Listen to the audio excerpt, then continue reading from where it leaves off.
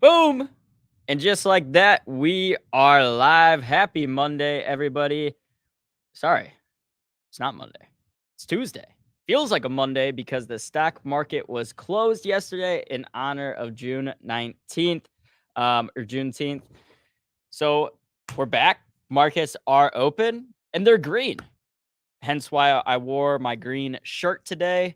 I'm trying to will the markets to another green day.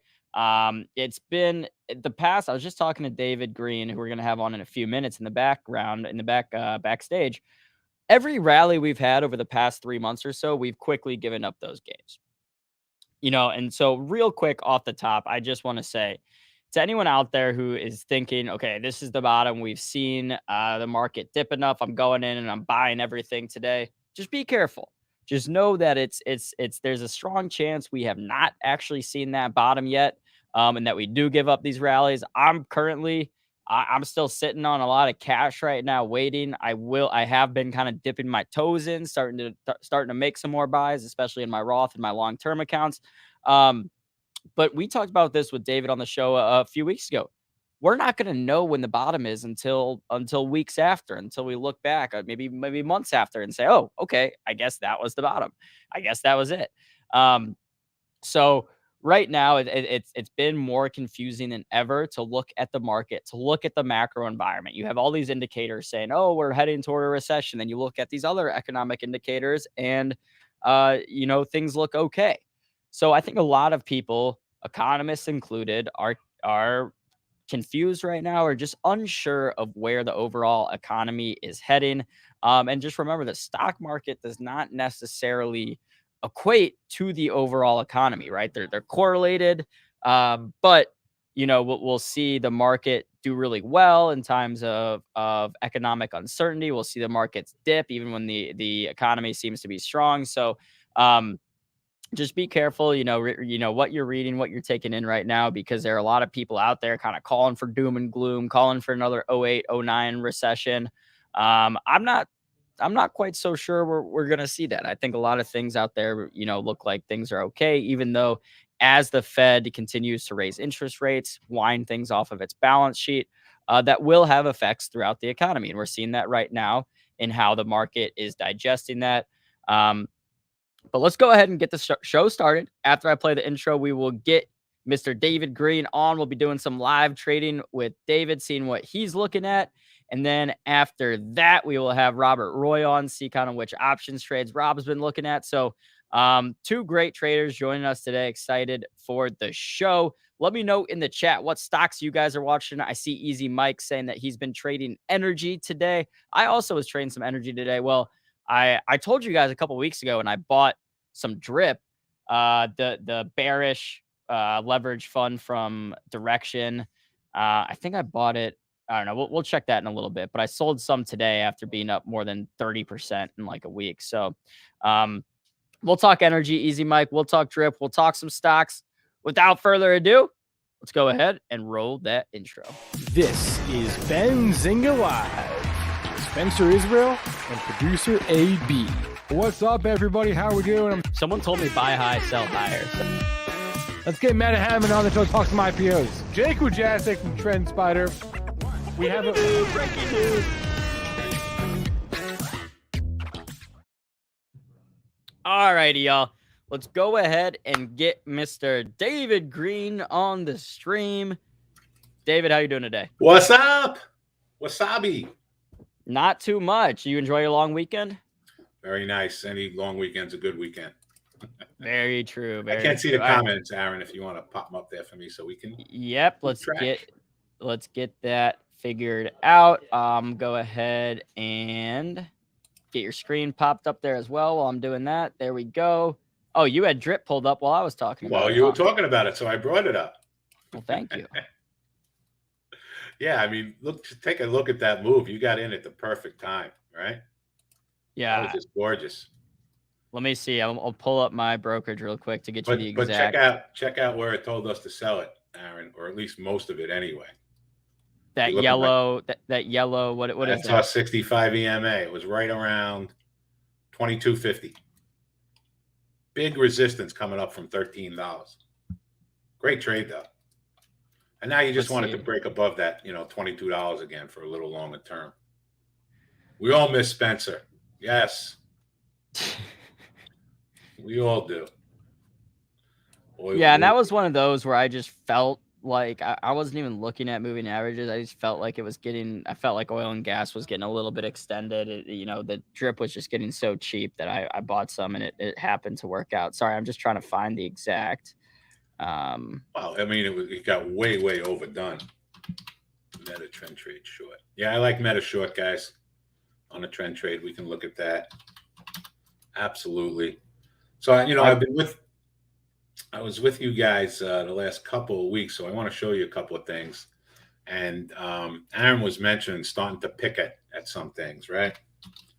And we did, even long term, we had a gigantic level in the spiders, tradable, and we talked about this for the last few weeks. This is our weekly chart of the spies, guys and girls.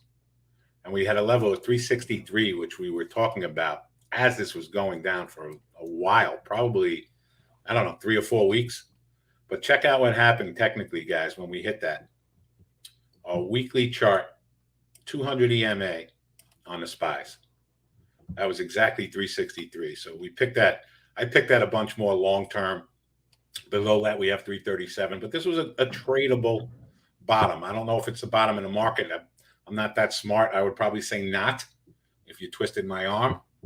But it was a good spot, certainly tradable. And, if you wanted to pick a little bit more long-term, if you guys are young out there, I think it was a real good spot. We have the monthly below that, down around 337. So it worked out to be a beautiful trading bottom. And we'll see what happens from there. Bitcoin too, for you Bitcoin guys, right? We were talking about this level for a long, long time. I'll show you. We had a marker out at 17,970. That was also, we talked about this. I think it was our monthly chart was exactly 17,911. I think it broke it by a little bit over the weekend, if I'm not mistaken. But again, gave you like a 2,000 point trade off those levels. So a couple of things that we were looking at long terms panned out pretty well in the last few days. Where we go from here, guys, is anybody's guess. I can tell you that right now. Here we are right now, guys. This is a 5-minute of the spiders. Okay. So we're kind of getting a little direction now. We'll see if we break the levels we're on right now. You can see when we spiked up to this like 376 and change, we had nice resistance up there. And again, this is a nice run off the lows, 2 days, nice follow through. We'll see if we can hold the levels we're at right now. This is our 30-minute trend line, which it's kind of sitting on right now.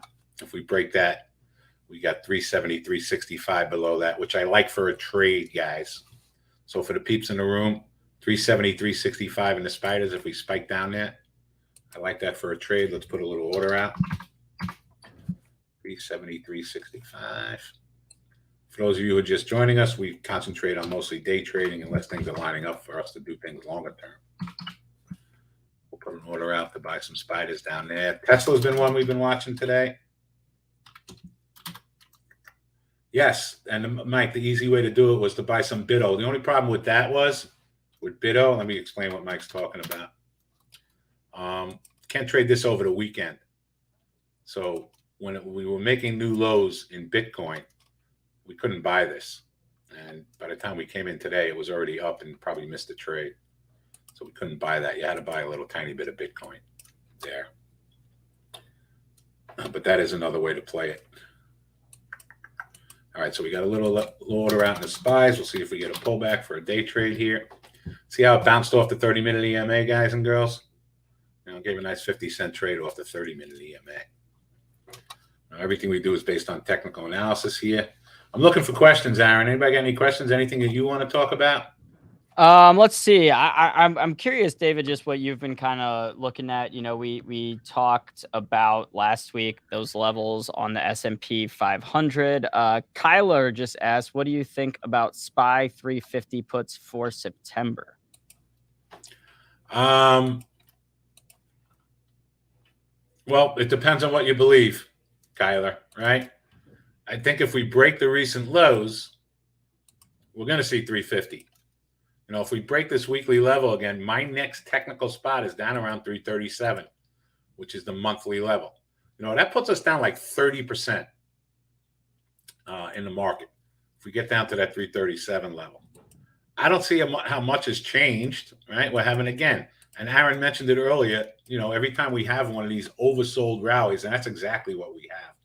The market just got way, way oversold and hit a big technical level at that 363. I don't know if that was the bottom or not. If I was going to do anything, it would be options. I can tell you that right now. So, I wouldn't short the stock here. I would do options. But I think also, from here, let's just look technically and see how high we can go, right? So our first resistance is 380. That's our first resistance on this downtrend, and then we got 387. So I think what's his name? Powell's speaking tomorrow morning or something. So that could have a little effect on what we do. But I can see a bounce to this 380. Why not? I mean, that's no big deal. And I could even see a bounce to the, this 387 after, being down this much. So I think we're right in the middle of nowheres right now. And longer term, again, you buy stuff, you put it away, as Aaron said earlier, and you don't even look for a couple of years. So here's the technicals. We got 380, we got 383. Those are the two levels I'd be looking at that this market needs to get above to be really positive. And again, my first inclination would be short at those levels.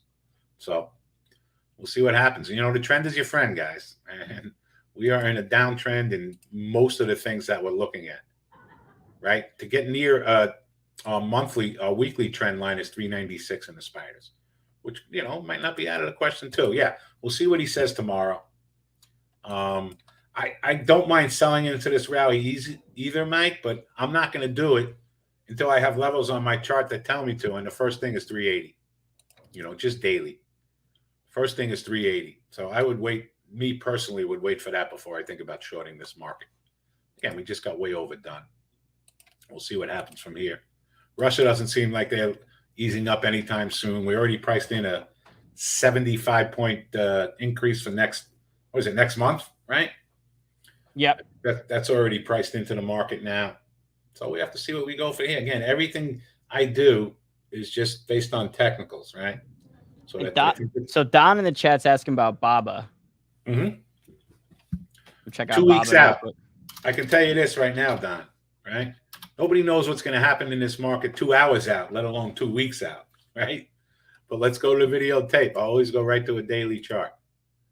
Okay, and at least Baba is one, you'd have to say it's slightly constructive because it's above all its moving averages, right?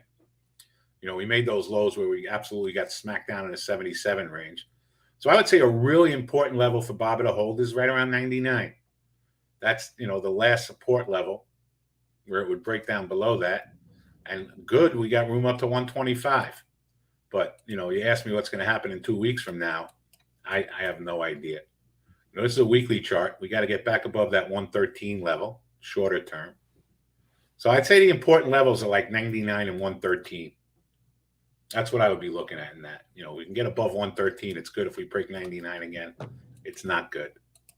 But, as volatile as this market has been, guys and girls, it's hard to tell what's going to happen in the next, 15 minutes. It's just been so crazy out there.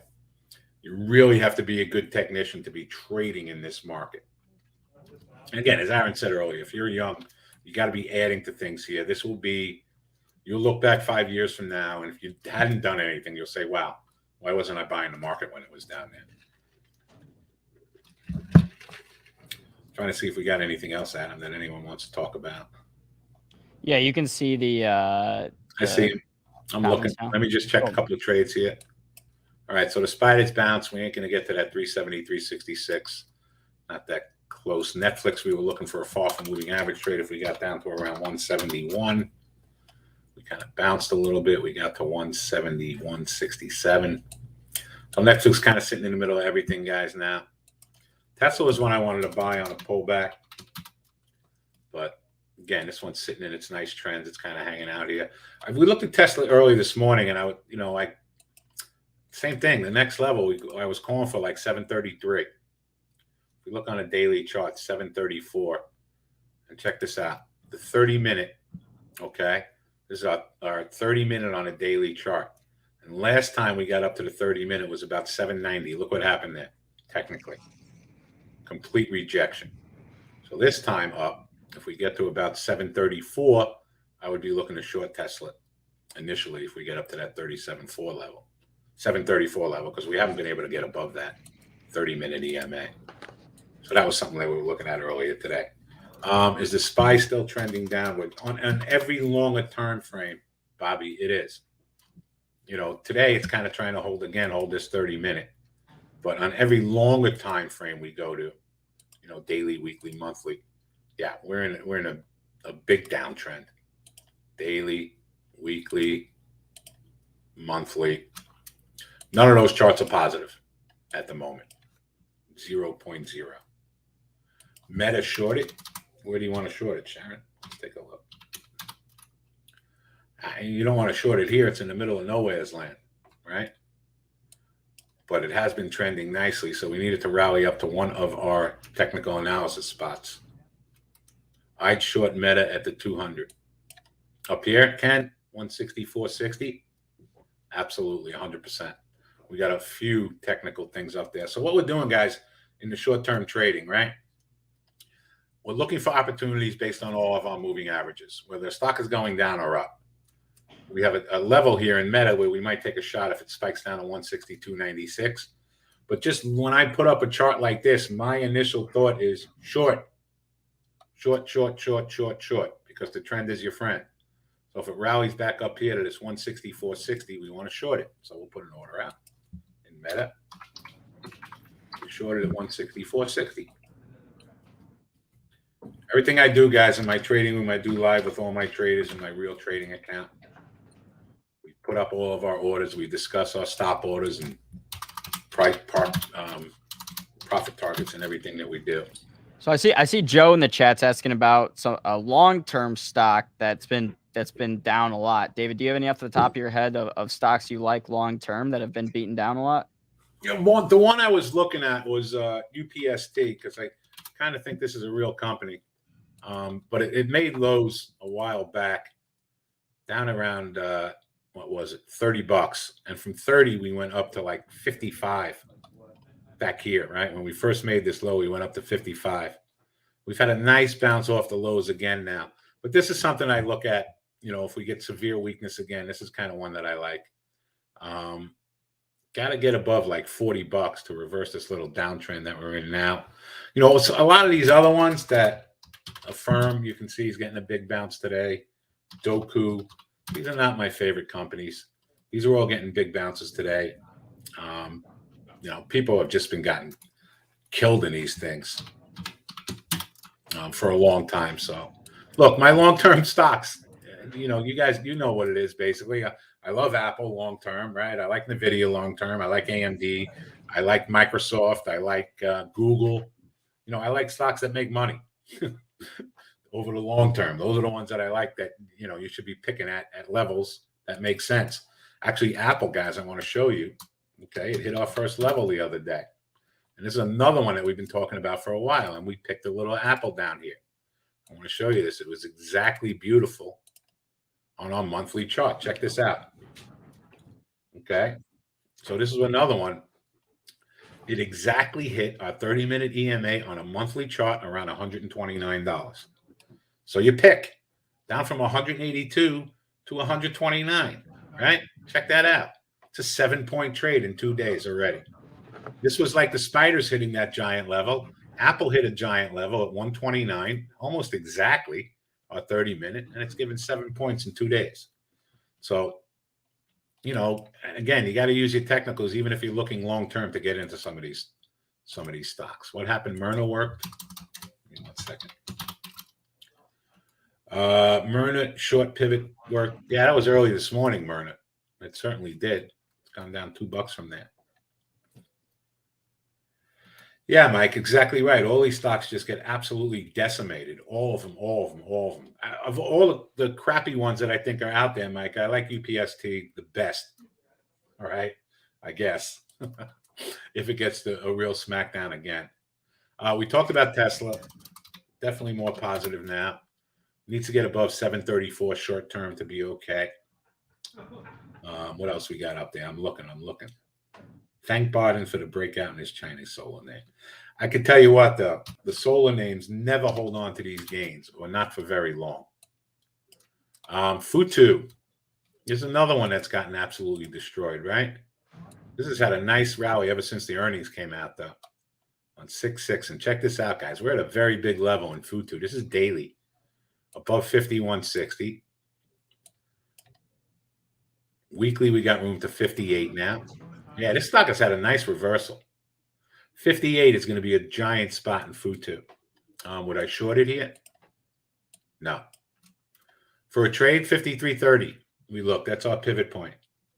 53.30 is our pivot point. So I would short it there. You guys added TAN last week. TAN is the solar ETF, right? Yep. Yeah, if I remember correctly. Let's see how this thing is doing. Yeah, I mean, that was a beautiful spot to add down there. Absolutely. But a lot of times he comes out with these things, and then these things just fade, right? He came out with something back here, it just faded. Came out with something not too long ago, and we faded. Look, long term, I think these things are okay. So what's good? What do we have? First Solar, right? First Solar is one. That, again, needs to break out above. These look much better, so I kind of agree with you guys. All the solar stocks look much better. No, they look good, Mike. I don't mind that at all. They look good. I like it. And you got in at good prices, too, if you got in last week. So that's good. That looks good to me. Bring back David Green. Stop, guys. Lena, so you said, sorry, we tried to contact you regarding your course on your website 5 days ago. So I don't know if you're talking about our course or David's course. Let me know. Yes, it's our course. I can help you out. All right. Spiders are starting to come in now, guys. Of course, I can help you out, too. So let's put our order back out in the spiders at 373.65. Oh, we have it out. That's good. Let's see if Tesla's coming in here. Dave needs exposure. I'm okay, man. I'm good. Wait, I meant to ask you. I got a notification on my Instagram that said someone you may know, and I didn't know if it was really you joining Instagram or someone creating a fake account. No, it was me. We launched our course with the New York Institute of Finance, so they made me update all my social media stuff. Got it. I just wanted to make sure me on any of them anyway, but I had to update all that stuff. I just wanted to make sure you didn't have someone out there trying to create like a fake account or anything. No, that's funny. No. Yeah, we were working on that for like 6 months. But if anyone's just interested in the course, don't buy it from them. Buy it from us, because you get mentorship when you buy it from us at WallStreetGlobalTradingAcademy.com. SPY fib 370, 350. So we're good down there if we get there in the SPYs. We're kind of bouncing now. Look, this is lunchtime too, guys. It's 12 o'clock, right? What do we do at lunch? We take lunch, right? That's what we do. Started from the bottom. Now we're here. Oh, you're talking about solar stocks, right? Yeah. And this is lunchtime, guys. There's no volume in anything. What we can do, Aaron, is if you want, peeps can come into the room this week if they want. Just send me an email, dgreen927@yahoo.com. You can come hang out with us for the rest of the week. Aaron can post that up there. Yep, you got it on the screen right now. dgreen927@yahoo.com. Go ahead and shoot Dave an email. And yeah, I mean, I would recommend everyone going to check that out for at least, I mean, it's David's being real generous and nice, offering a free week in there. So you check it out for a week, see how you like it, see how you like how their trading style. If it fits you, great, continue doing it. If not, oh well, at least you tried it. That's exactly right. Yeah, we don't put any pressure on anybody, guys. And you know, you're not going to get emails from us 3 months every day for the next 6 weeks. It's good. My trading room is my trading room. We're a nice, close, tight-knit family. There aren't a lot of people in there, and I don't look to actively get people. Let's see. I did a Tesla 700 call on Friday before close. Sold today for $3,300 profit. Nice, Kyler. Nice. Next time, let us all know before you're going to do it so we can join you. Yeah. And also, I mean, good job on the trade, and even better job closing it, you know, taking those profits. Exactly. It's hard for a lot of people to do. You buy the calls, it's up, you go, oh my God, I'm up, you know, 300%. But if I hold on to it for another day, I could be up 1,000%. And then tomorrow Tesla opens down and your contracts are worth less than what you bought them for. 100%. Yeah, that's a great job making that much money on it. Because look, anytime we do an option, right, I'll always tell people to take off half your trade for 50% because that pays for the trade, and then you can't lose any money on it. And then you see how much more you can get out of it. But I always like when I'm doing an option, let me pay for the option first, and then let the rest ride. Right? What happened, guys? You lost your pivot points on Think or Swim? I have not. Mine are still there. It's all good. Is anyone trading AERC? Let's take a look.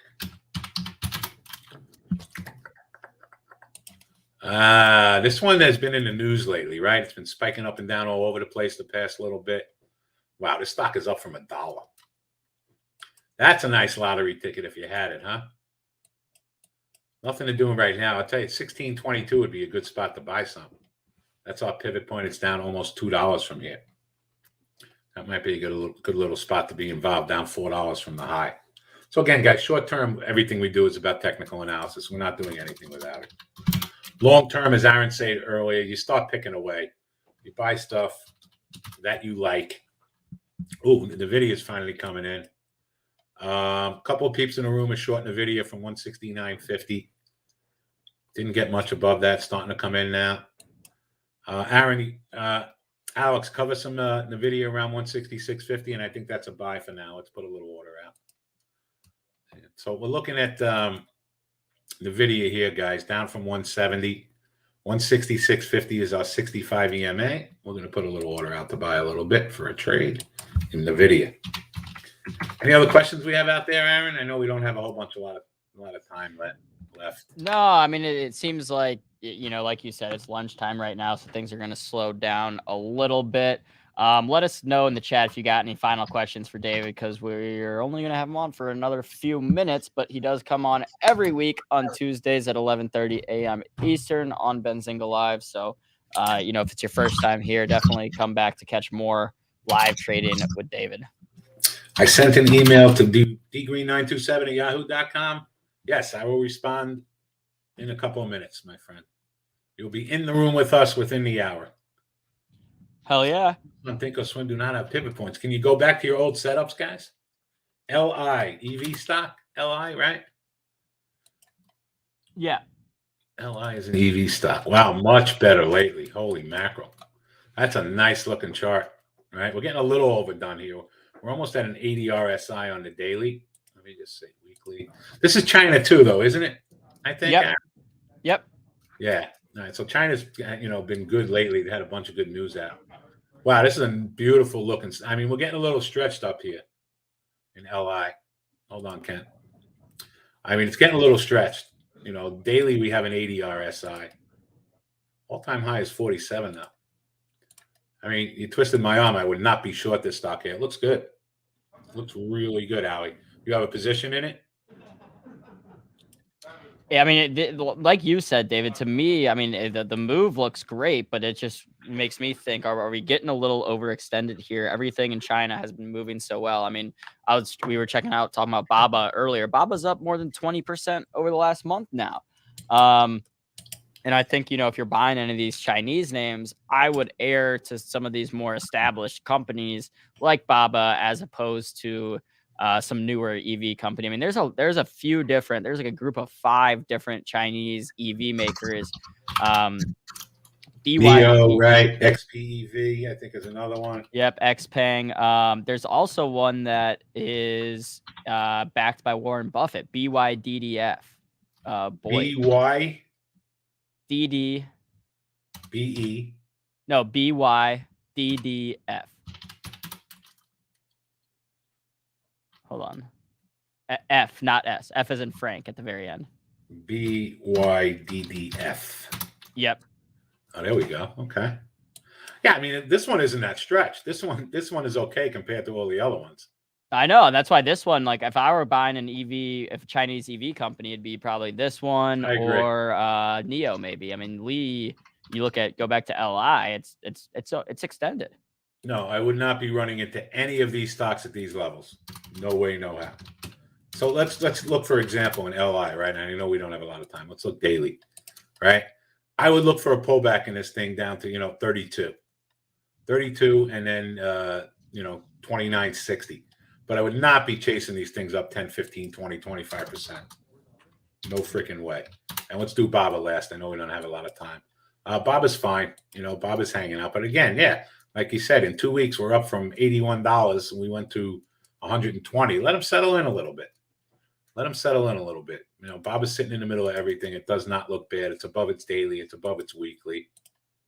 Not above its monthly, but that's like 121.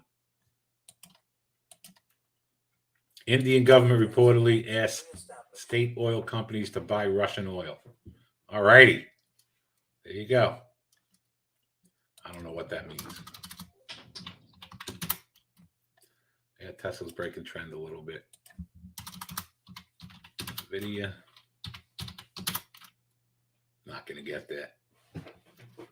Yeah, we were looking at Boyle this morning, right? 59. Oh, wow. Yeah, Boyle's spiking up based on this. Well, what do we got in Boyle, guys? We got a little short at 67.82.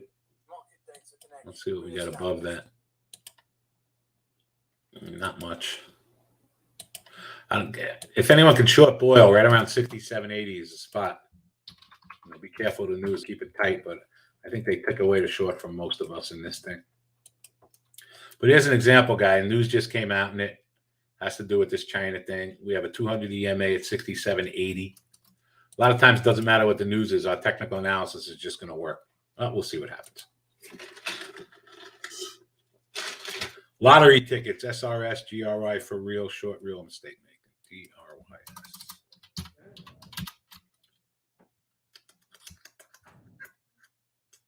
DRYS. Ah, this is a real stock. Wait a minute. DRYS. Wasn't this no, I'm thinking about dry ships, right? That thing's like out of business. Yeah, I'm sorry. I put the wrong stock up. DRV. Yeah, I mean, DRV is in a nice uptrend. It's pulling back to a little level, and then you got 53 below that, but that looks all right. In DRS. LI released the SUV today. Ah, there you go. That's probably why you're getting a little pop. All right, guys and girls. So everything's kind of sitting in the middle of everything. We're not getting the video. We're not getting the spiders, and we're not getting Tesla. So cancel all these orders for now. JD. That's another China stock, right? JD. Yeah, if anything, it's a better downtrend right now, Joe. Look how it hasn't been able to get above these trend lines. So nothing to do. Guys, it's lunch. There's just nothing to do right now. So we don't do anything. All right. Well, let's see if we got any final questions for you, Sounds good. David. If not, I'll let you go. Always a pleasure to get you on. Glad you enjoyed your long weekend. You too. And yeah. Everybody all good? All right. Excellent, guys. Thanks for having me again, Aaron. I'll see a couple of you guys in the room. I see I got a couple of emails already. So see everybody next Tuesday. Beautiful. All right, David. Thank you again. You're the best. Love getting you on the show. Thanks, Aaron. We'll see you next week. Bye. All right, y'all. That was David Green again. DGreen927. If you want to go ahead and shoot him an email, I'll throw that back up on the screen real quick. Let me know again in the chat what you guys are all watching today. Markets are still hanging out. I mean, we're not, we've given up some gains. The S&P 500 has dropped about 0.5% from our highs of around 11 a.m. this morning. So over the last hour or so, we have been moving lower. But all in all, I mean, even if we continue to give up gains, if we close up 2% today in the S&P, that's a big win for where we've been at. Now, let me go ahead and pull up my Benzinga Pro. I want to do some more quick checks, especially around the crypto stocks, because this to me is where some of the biggest opportunity is right now in trading some of these crypto stocks, because no one really knows what's going to happen with the price of Bitcoin, with crypto in general, right? If we continue getting this downward action on Bitcoin, a lot of these companies will be in trouble. But the flip side of that is if that Bitcoin is able to kind of turn it around here, then there is a lot of value in these beaten down names. So Coinbase is obviously the biggest, up more than 14% today. So to me, what I'm kind of getting from this, what I'm inferring the market is saying about Coinbase here is a little bit less fear today that Bitcoin itself could collapse and bring down some of these crypto some of these crypto stocks with it. Of course, that can flip on a dime. I mean, let's go back to Bitcoin real quick and look at it. We're looking at it here on a daily chart. If we give up these gains and make new lows, Coinbase will do the same thing. So I'm not touching Coinbase here, like buying it for a long-term buy or anything, but I do think it allows us, especially if you're a quick, nimble trader like David's talking about, like being in and out on day trades, trading options. It allows for a lot of volatility and alpha out there. A lot of gains to be had if you have any edge in knowing or guessing which way crypto will be moving, because these stocks, I mean, just look, Coinbase is a big company. It's let's see, the market cap's gotten crushed over the last few months, but it's an $11 billion company. And to see it move, 14% a day just shows you how much irregularity there is out there in the markets. There, people can't assign essentially a true value to this stock, because that is all dependent on what crypto is going to do, which is this incredibly volatile asset.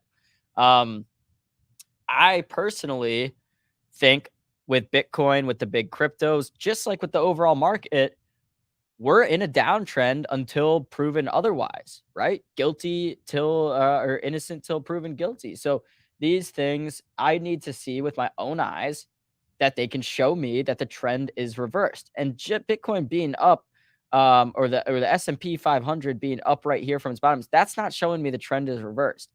It could be a bear market bounce. It could be the bottom. Who knows? That's the bottom line, is we don't know. I don't have a crystal ball to say this is for sure the bottom, or this was the bottom. We're going to be able to see it in hindsight for sure.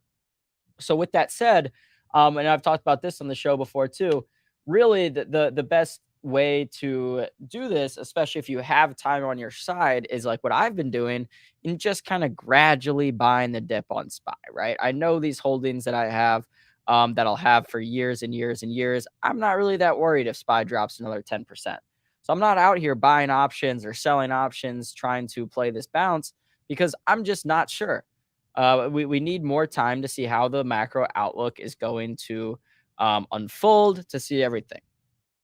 Now, I just said I don't have a crystal ball to see what these things are doing, but that reminded me. That reminded me of something I saw over the weekend, and I don't know exactly what day it was, but Crystal Ball, that is this woman's name, is a political commentator. She hosts a podcast called Breaking Points. She used to be, I think, with The Hill, but she talks a lot about economic things, and she is, I'll just say this from the get-go, and this might upset people, but she is very much a leftist, not a Democrat, not like a Joe Biden, Hillary Clinton Democrat, but she's like a leftist, but she went on Bill Maher, and there were some exchange. So I want to share this video because I found this interesting. Well, I'll share this video and then we'll talk about it. I saw this on Twitter. Let's make sure the sound's on. All right. So you guys should be able to hear this when I play it. Let me know in the chat if you're able to hear it or not. The economy. There's way too much government spending, and that's why we have inflation. So that's a large part of that. It's just basic economics. And that is not basic economics. We had this thing called a pandemic. We had a supply chain crisis. And by the way, there's a war in Ukraine. It's played a role. So to act like the only reason we have problems now is because people got a little bit of money in their bank account is just not honest. And a little bit of money, they got more than we spent in World War II. So you don't act like hold on. Don't act like you said. Don't act like we had to react to the pandemic exactly the way we did. We had to spend $6 trillion. Okay, but how about the trillions that the Federal Reserve shot at Wall Street? For some reason, people don't get upset about that. How much? What'd you say? Fueled the trillions of dollars the Federal Reserve shot at Wall Street to backstop the stock market and the bond market. No one gets upset about that, even though that was a massive I don't know what factor in you're talking inflation. about. What do you mean shot at Wall Street? Well, when are we talking about? We're talking about buying assets, buying stocks, buying bonds, buying treasury bills so that they expand the balance sheet. This is during the crisis, the coronavirus crisis. When the stock market crashed, that is what the Fed did. They went into action. They shot but the trillions stock of market dollars didn't crash during COVID. Now it's crashing. It's crashing now. It crashed, and the Fed came in and backstopped it. That's what happened. What, it crashed, So and we that's never what I'm heard about saying. it? No, it crashed. Go back and look at it. So I just thought this was funny. Like Bill Maher, I mean, and there are probably a lot of people like Bill Maher who are really rich that don't look at their retirement accounts or whatever. But literally go back. He's almost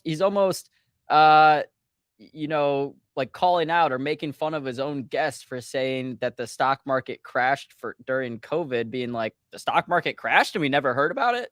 Like, yes, go back and look at it. Treasury bills. People were worried that very much anyone who followed the markets knew the stock market crashed during COVID. I'll play that part so one more that they time. expand the balance sheet. This is during the crisis, the coronavirus crisis. When the stock market crashed, that is what the Fed did. They went into action. They shot But the trillions stock of market dollars didn't crash during COVID. Now it's crashing. It's crashing now. It crashed, and the Fed came in and backstopped it. That's what happened. What, it crashed So and we that's never what heard I'm about saying. it? No, it crashed.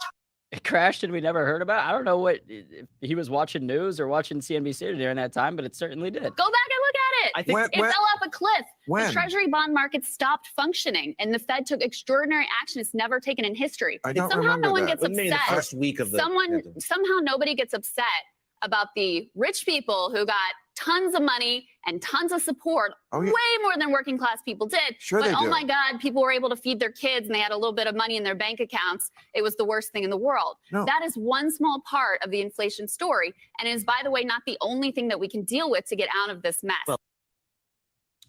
So basically, Crystal Ball's point was just that, you know, saying, oh, the money we spent on stimulus checks and saying that is the sole you know, thing that we can attribute inflation to is nonsense, because we spent even more money, you know, the Fed did going into Wall Street, but people would rather talk about, oh my God, we wrote checks of $1,200 or whatever it was to everyone, instead of the much more money that was spent by the Fed going into Wall Street. And it was actually not funny, but like kind of funny looking back on it now. I remember the day like the Fed announced that the first 500 million or $1 billion, whatever, the markets, like it was while the markets were tanking in March 2020, and the markets got a little pop from that news and then just kept going lower. Like they announced they were spending all this money to try to stabilize the markets, and it really didn't do anything. So I think a lot of people that saw that were frustrated that, okay, Bill Maher, this guy who's running the show, has his own guests on and is like questioning her, you know, points that she's making, saying, well, the stock market, when did the stock market crash? It's crashed and we didn't hear about it. So, and then, you know, there are a lot of other economists that argue that, you know, really the deficit spending isn't what drives inflation. And we have a lot of data that back that up. We've been running a deficit, a budget deficit, for a while without runaway inflation. So to say that now because the deficit was increased and that's why inflation is, it's not really backed up by data over the last 12 years or so. So I just think it's interesting. I think to her point and to her credit, she's not saying that the stimulus checks or those stimulus packages don't also have an effect on inflation. Of course they do. But to talk about it like that's the full story is just nonsense and not really good journalism, really, to be talking about it. You want to provide that contextual information. So if you're going to be talking about the stimulus checks, you have to also talk about the money that was going into the stock market. Jay Rice in the chat saying both Fed and Biden are incompetent. I don't really disagree. I don't know. I talked about this last week that I don't feel very confident that the Fed is able to you know, navigate this current environment. Of course, a lot of the stimulus packages that we saw and what the Fed did for the stock market during COVID, that was all under the previous administration. So, you know, we can all sit here and point fingers. I think bottom line is that right now is truly kind of an unprecedented time in terms of what we're seeing in the economy. And the Fed is doing what they can, which is, they have one tool in its toolbox, raising interest rates. Will raising interest rates lower gas prices? No, probably not. That's what, most economists out there are saying. Over time it can if it causes a recession and that lowers the demand for oil. But does the Fed want to do that? Does the Fed want to drive unemployment up and cause a recession just to decrease the price of oil, to decrease the price of gas? I personally don't agree with that. I don't agree with that mindset. So that's it. But bottom line, whether you agree with what Crystal was saying, whether you agree with more on Bill Maher's side, I just thought it was interesting. And I think it's good too to see, the economy and the stock market and inflation being talked like that on, a national show. I don't think it gets enough. It doesn't get enough love right now. People would rather watch the news about other things, but it's top of mind right now for all voters, for all citizens. What can we do to help limit inflation? All right, guys, I do see our next guest hanging out backstage. We will get Mr. Robert Roy on. Robert will be talking us through some of the trades he's been making, kind of some of the options trades. So if you want to learn more about options, Rob Roy is a great resource. And not only Rob, he's got the whole Wealth Builders HQ, kind of a whole team there. I will drop this link in the chat before we bring them on tradinglikeaboss.com. And without further ado, let me go ahead and play my special intro and get Rob on the show.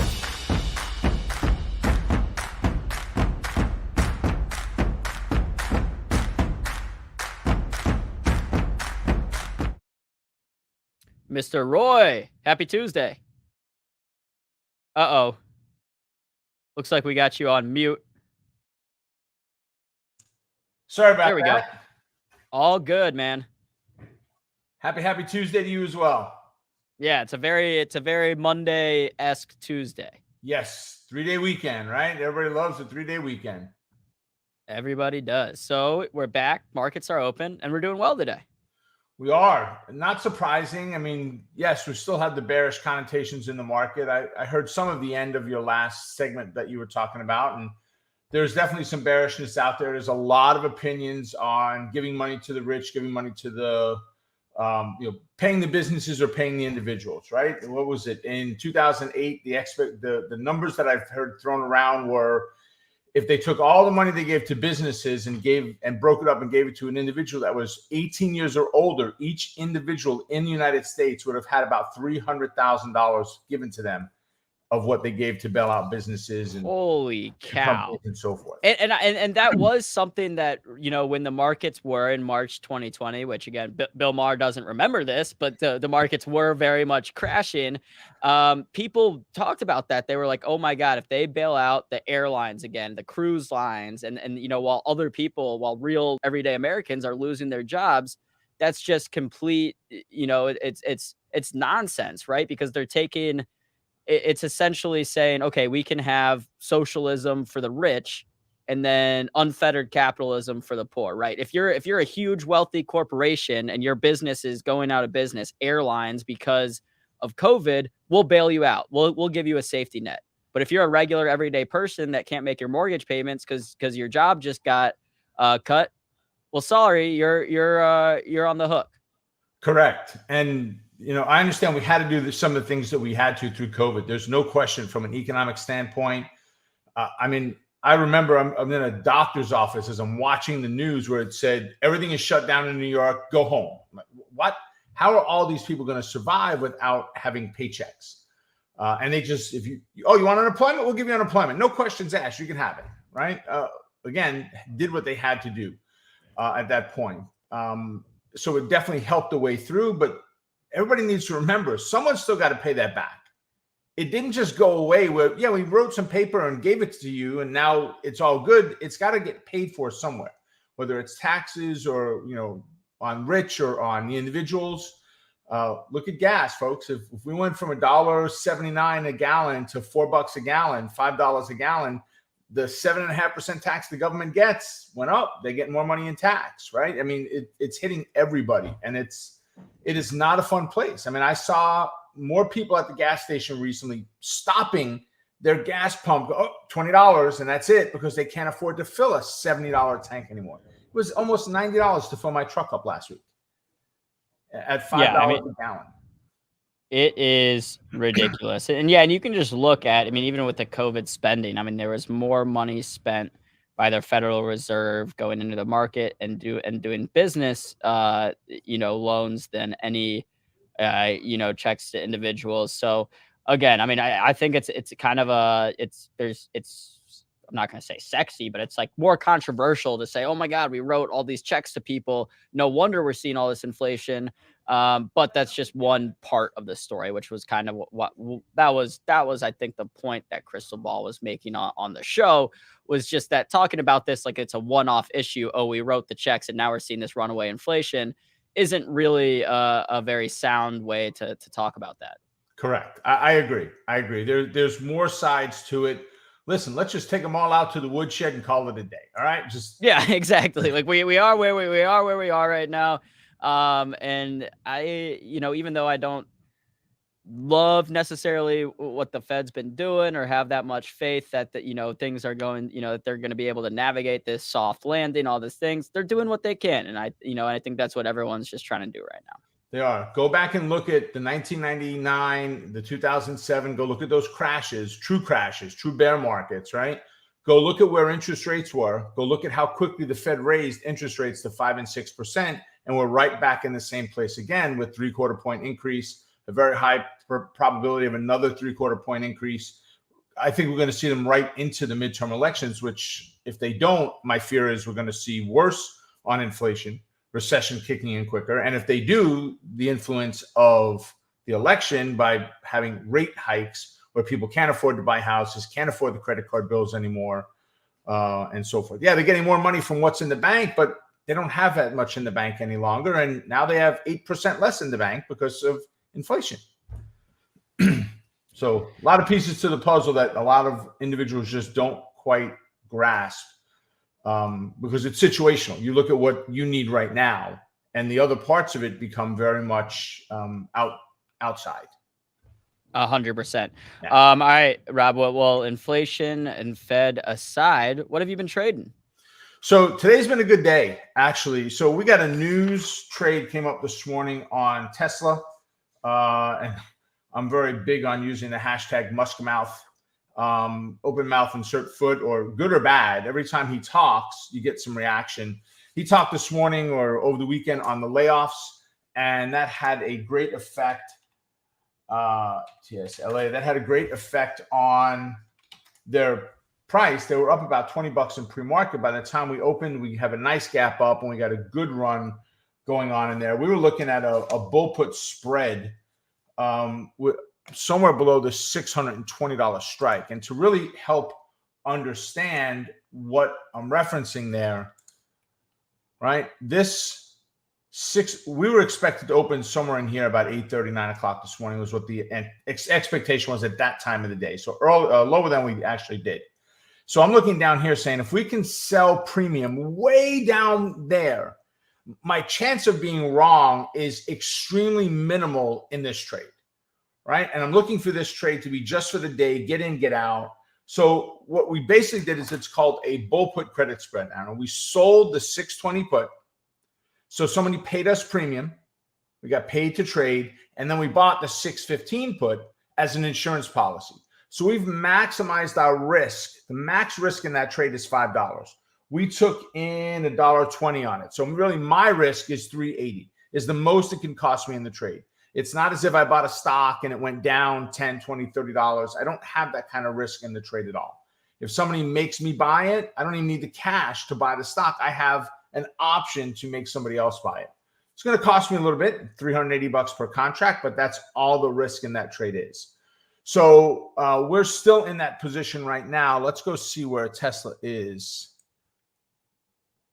on that. So we're looking at the 2015s, right? So we're going to change this over to a vertical spread, and we're going to look at, let's get some more strikes. And do you know off the top of your head when Tesla reports next? I believe, is it Yeah, so I have them down as July 20th, unconfirmed. Okay. And that was, I checked it on Sunday, was the last time I looked. That sounds about right. So about a month out from the next earnings report. Right. So the 2015s, looking at 620, 615s. So right now, if I wanted to get out of that trade, I got paid $1.20 in credit. I could pay 22 cents right now, 24 cents to get out of that trade right now. So it's basically $1. So make $1. You needed $4 to do the trade. It's a 25% rate of return for the day. Don't look at it as it's just $1 yet, folks. Look at the rate of return on your money. Look at what's happened to the NASDAQ, the S&P, the Dow, the RUT this year, how much they're down. If you can make 25% in a day, heck, if you can make 5% in a day, you're doing a lot better than most of what Wall Street does. So Tesla was a great setup for us this morning, Aaron. And I know Tesla inside and out. I like them a lot. I'm a big fan of them. So taking a directional trade on their news would not have been a far-fetched either. I looked at them for a Aaron, you're familiar with pivot points, right? Yep. All right. So I looked at them for a pivot trade today on Tesla. And they gapped up and went right to their what's called their R3. So it's resistance line 3. This green line right here where my mouse is. It went right there. And in the first 5-minute candle, it ran the gamut from 3 to 4. When you look at a 1-minute candle, there was nothing there to take advantage of it. I mean, and let me scroll backwards. If you look here, we opened right at that pivot level and just ran. We had no retest. Unless you were aggressive, big spreads, and trying to jump in directionally for this pivot trade, it made it a little complicated. Was there a lot of money in there? Yeah, there was. Did I pick it up? Nope. Did we pick up $1.20? We did. I'm okay with that. But this trade was a little too fast for my liking today. So I stuck with the trade setup on the credit spread instead. So that was our very first one, Aaron, from today. I like that. Yeah. I mean, I think Tesla here, like a lot of other things, got a little bit oversold. Now we're seeing this pop. I think a lot of people that are watching Tesla are just questioning, is this, just a pop of a larger downtrend, or is this some sort of reversal and now the establishment of a new trend upward? Correct. So two major things to look at, folks. When you're looking at a chart, you always have to remember one phrase. It's pretty simple. It's 2 words. It begins with the same letter. Look left, right? Look left and see what's happened. If we close right here, we're getting above this moving average, which is a 21 exponential moving average, that green line. If we stay there today, that's our closing price. You have to ask yourself, do I see that anywhere else after this downturn took place? And we see it right here. We had a nice bounce off of the shorter term moving average, the 8. We closed above the 21 and we stopped. And the next day we gapped down. So when I look at this, the first thing I see is, all right, if we hold here today, will we hold tomorrow? If we can, things may not have, but may shift. To me right now, the bias moves in, this puts it in a neutral bias if this is the close, which gives us an opportunity to take some bullish directional trades if we can get it off of a key level. That's part number 1. Part number 2 is you have lower highs in here, right? So once again, I really want to see it close above that wick right there, which puts it at roughly 766, right? That's the next move to get, or not close above, but get higher than. We do have slightly lower lows, but I would not really put a lot of emphasis on that small trajectory of higher lows, right? We really didn't do much in there, all right? But Tesla, from a standpoint of, are we in the right place to buy? I'm not the early buy guy. That's not me. I'm very much a technical trader. Think of a hamburger. You got a bun on the top, a bun on the bottom, and the meat in the middle, right? Eat the meat, forget the bread. It's no good for you anyway, right? Just get something out of the middle. Don't try to get it all. And that's every trade we do, we try to go at it that way. I've never thought about it that way. I like that. It's just another analogy for it, right? Just another way to look at it, right? Roku is the next one today, Aaron. So if I give you a bigger picture on Roku, and Roku takes us in a little different place than Tesla based on price, right? But what is the really nice thing on Roku? It's an $87 stock that moves $8.25 a day. $8, call it $8 a day. It moves from high to low. That's phenomenal for an $80 stock. It's a 10% move intraday on its high and low. So you've got companies like Roku, companies like Square, companies like PayPal. They all have decent moves on them, even though they've had their price drop, right? Square moves a little bit less. PayPal is the least. They move about $4.50 a day right now, but a little bit lower price stock. So Roku was the next one. Now, I'm still trying to come up with a name for this, Aaron. I haven't really given the trade setup a name. We've done about a little over 700 trades we've tested on this, and I'm very happy with it in this market. And I call it's an inflation buster, right? And what's happening is, how many times do you go to bed, right? The market closes and you're up. Tomorrow morning you gap down, and you picked all your bullish trades for tomorrow. The market is down. You got nothing left to trade, right? What I'm looking for is stocks that are in what I call a pivotal point, right? We need them to be at a key level, a level that could be considered a support and or resistance. So we closed yesterday or Friday. We closed right here, very much near resistance. So we could have seen one of two things take place this morning. We could have either seen, let me get a different color there. That will not show up. We could have either seen the stock move up and fail. And if that's the case, I would have taken the bearish entry right there. Or we could have seen the stock push up, retest and bounce, and we look for the bullish entry there. That's an ideal setup. Now, that doesn't negate that you could have a runaway breakout and you're just taking that breakout. And that's okay if that's the type of trader you are. This had a breakout and it ran, but it was fairly close in here. So my stop was pretty tight. I was willing to take the risk on it. And Roku as this pivotal trade. And again, we're calling it a bidirectional right now. Just trying to come up with the right phraseology for it. But on Roku, we looked at the 84 call, which was trading at $4.18. And if we bring up intraday, all right, so you can see the move that we made. We gapped and we just ran. Now, we did get a nice pullback and some opportunity, right? We got a bounce off of the 8 moving average. There are multiple potential entries into this trade, but nothing was crazy. You know, even if you took the bounce off of the 8 moving average, you're looking at $1.50 or so above that support level, even if you waited that high, right, to take the entry.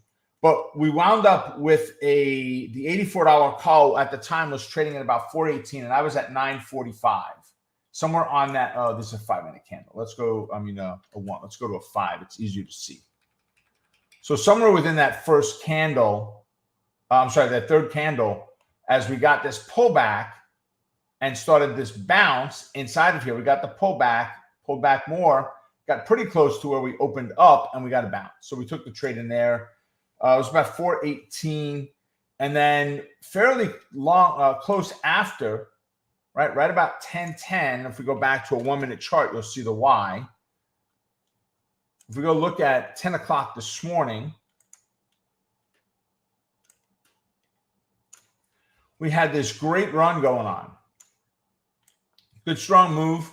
We got up here, 1007, 1008, right in this candle as we closed below that 8 moving average was the pull out of the trade. So somewhere between these two candles was the exit. I don't remember exactly which one it was. Right in there. We bounced, we run back higher. That's okay. I'm not trying to get it all. Meet in the middle. 610 was the exit. So it was nearly $2 on Roku, right? And all of this done, Aaron, on a trade setup that says if it goes either direction, there's a potential trade. As long as you find something that closes near a resistance or near a support level, either one of them, right? Because if it breaks through and goes the other way, as long as it retests, I don't want to just see a breakout. The breakout are head fakes in many cases. As long as it retests, it gives you a chance to take the trade in either direction. And in this market, when we're up one day and down the next, how critical is that? I mean, if we look at the SPY, right? Here, we're down. You get my crosshair. We're down. we're up. We're down. We closed lower, but we're up, right? And then today we gapped up, right? Up, down, down, up, down, down, up, down, down. We're all over the place. To alleviate some of that, this trade setup, this bidirectional trade on companies like Roku works extremely well. And they're all meant to be intraday trades. You're in, you're out, same day. Yeah, I mean, and those are the types of trades, I mean, with options where you, like you said, if you find a setup, there are sometimes you can find one where you can make money going either side if the stock moves either way. Right. We're actually going to start doing a free service on this. We're going to send this out once or twice a week. We're going to send some of these out to say, hey, here's 2 or 3 of these guys for tomorrow. Take a look at this. Right. So that's coming soon. We're working on it right now. We don't have it done yet, but we're working on it right now. So any other stocks you've been watching besides Tesla and Roku? Exxon. XOM. ExxonMobil had news out on it today. They got an upgrade. I don't remember who it was. It wasn't a firm I was real concerned with. And I looked at a credit spread on Exxon. We were looking below the 83 for a bull put spread, but I couldn't get the premium on it. So I wound up with just selling a naked put, the 84s. We got 40 cents. We bought it back for a dime. So kept 30 cents on a $1 increment. So 40 cents of credit for a $1 risk or 60 cents of risk. So we got paid 40 cents, and the most it could cost me is 60 in a trade. We gave a dime back. We kept 30 cents, and we're out of that position already. So I'm flat on the rest of the day. I've got nothing else going on today at this point. We'll look again this afternoon after 2:15 or so, but nothing right now else happening. Yeah, and then I'm curious, I mean, so when would you start looking at, potentially some weekly options, for SPY, Qs, maybe even the ones that expire on Wednesday? So I always look for front week. So today I'm trading the ones that are, expire. The first one that would expire would be the first one we trade. Now, a lot of times when we look at, let's see, SPY. All right, remember, for SPY, we have 3 expirations a week. Come on. It's going to get a smaller number of strikes in there, right? So where are we? The 21st one. Look at my calendar. Oh, that's today, which is not a Monday, right? Then the 22nd, which is tomorrow, the 24th, 27, 9, 30, and then 1. So we've got, which I think they call quarterly, right? One of them. But I would be looking today. I didn't take a SPY trade today, but I would be looking for the trades that expired today. Always on my intraday setups are going to be the shortest possible one. There's no reason if I'm going to be out today that if I wanted to buy, let's say that's 373, it's going to cost me 260. If I go to next week, it's going to cost me 380. If I'm out of it today, I don't need to spend the extra money. I could put that into a different trade or not put it at risk at all. So I'm looking at this all the time, and I will be looking this afternoon, Aaron, right about that 2:15. It all depends where we're at, but somewhere in the afternoon after the lunch lull. So it could be 1:45, 2 o'clock, 2:15, somewhere around there. When the volume starts picking up, the choppiness seems to be gone in the market. It's not sporadic. We get a breakout, a retest, and a go. If we break the R4 and bounce, I'll look at a potential entry. If we fail, right, I could consider the bearish trade. I won't, because I'm not going to fight this overall crazy market where we're up 80 some odd points on the S&P 500 right now. Don't fight it. I've said it before, guys. I was on with Spencer the one time where we were talking about this. 70 to 80% of all stocks on an intraday basis move in the direction of the S&P 500. If you're a newer trader, nervous trader, concerned, am I sure on this trade or not? Just trade directionally. Don't trade counter trend. Yes, there are a lot of counter trends that work amazing. But if you're newer to trading, don't do that stuff as a new trader yet. You can. But why not have a better chance of being right? If I'm telling you 70 to 80% of stocks move in the direction of the S&P 500, that doesn't mean you're profitable. It just means that's how the stock moves. If they move in that direction, then just take bullish if the market is up today. Tomorrow we're down, just take bearish trades. You can find plenty of each of them day in and day out. But I'll be looking at SPY this afternoon again, Aaron. Yeah, and that's kind of where I'm at too, Rob, that if we are up again tomorrow, I may be looking at some puts that just expire on Wednesday, just a nice little kind of quick trade, because I like to look at some of those contracts like the day before they expire. It gets you a lot of opportunity. Yeah, you got a nice theta burn, not a high volatility on the SPY, on SPX, not a high vol on there. It's a beta of 1, right? It's the S&P.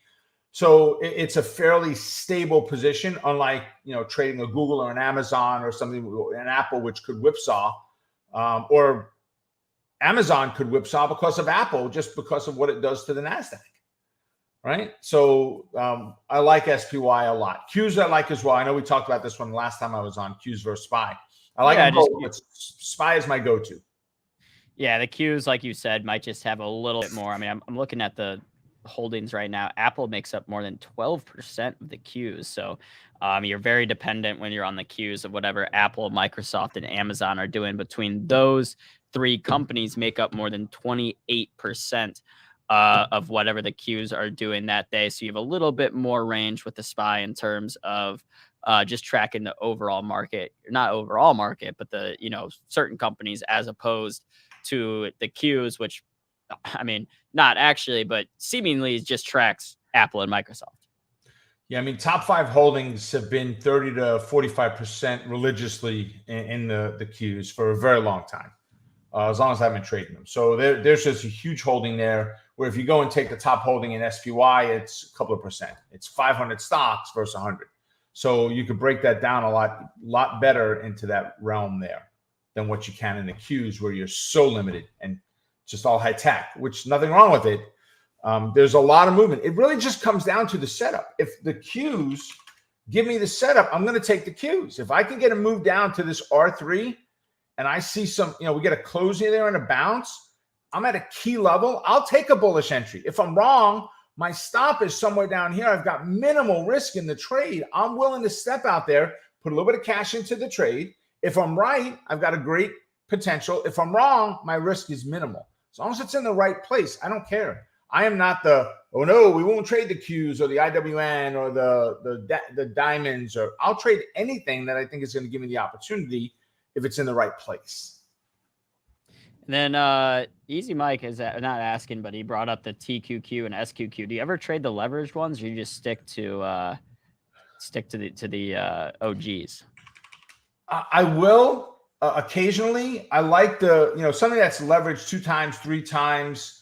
If you're in a point of very low volatility where you're not getting the big moves, all of a sudden you see on the SPY or on the Qs, you don't have $2 and $3 difference anymore on the pivot points. You're down to $1.75. Where you're not moving $100 a day on the S&P, right, or $50 a day on the S&P.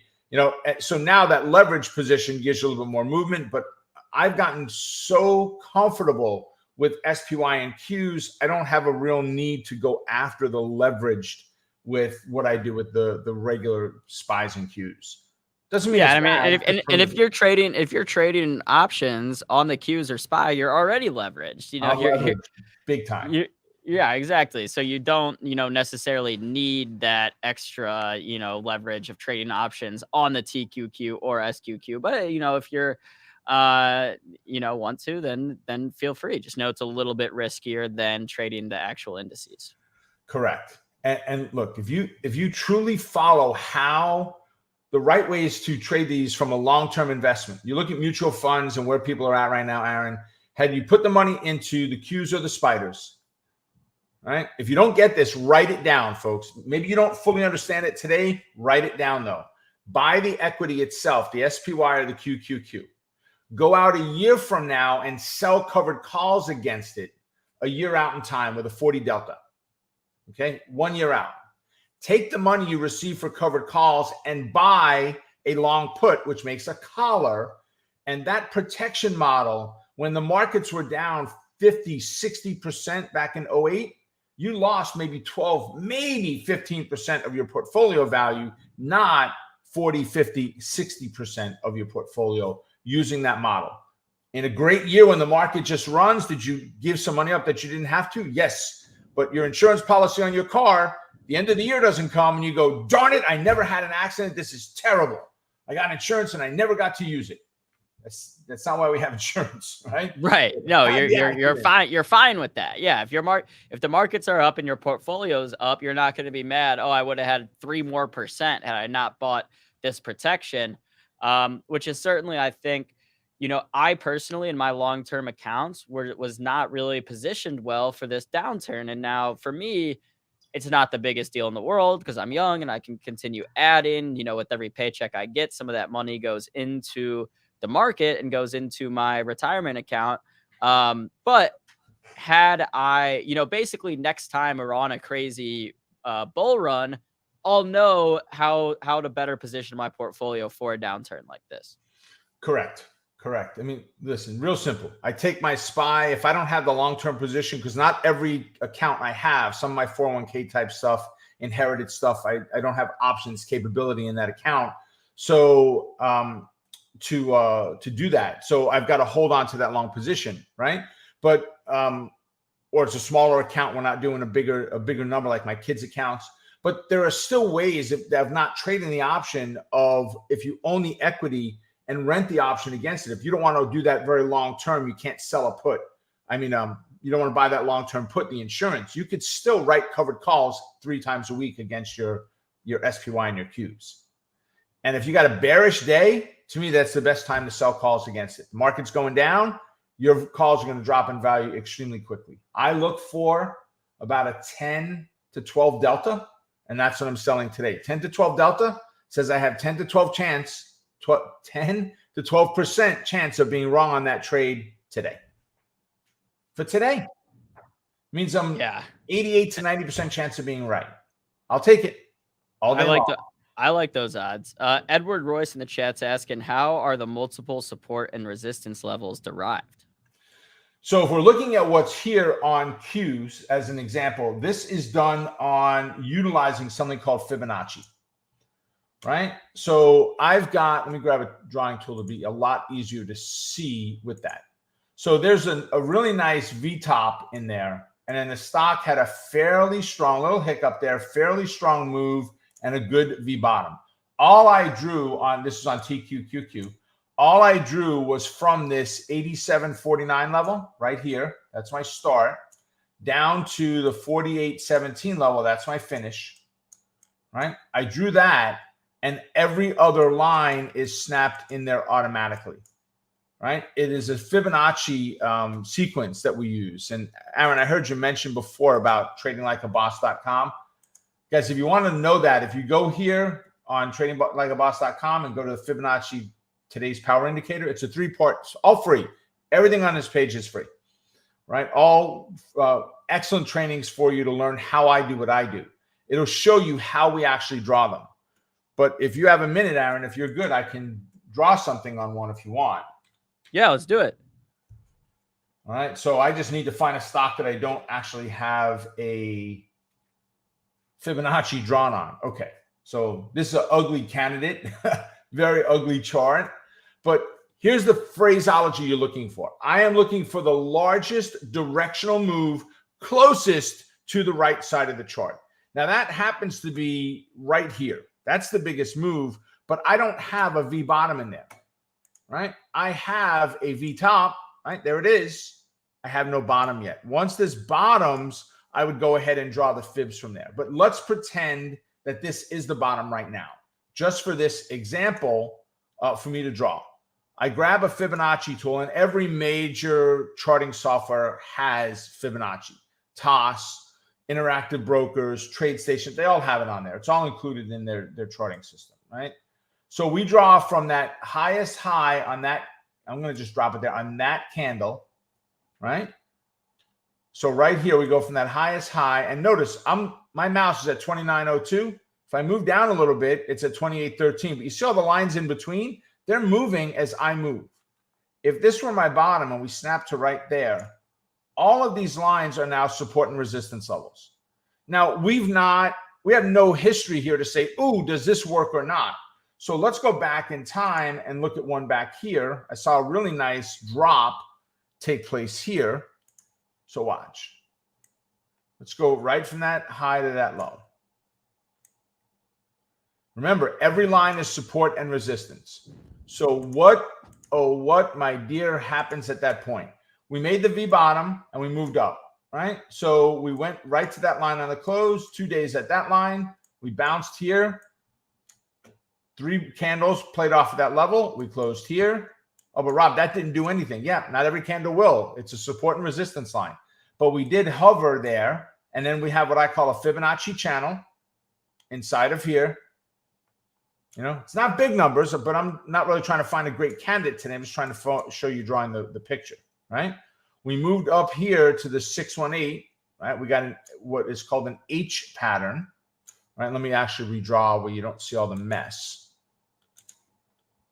So here is the H.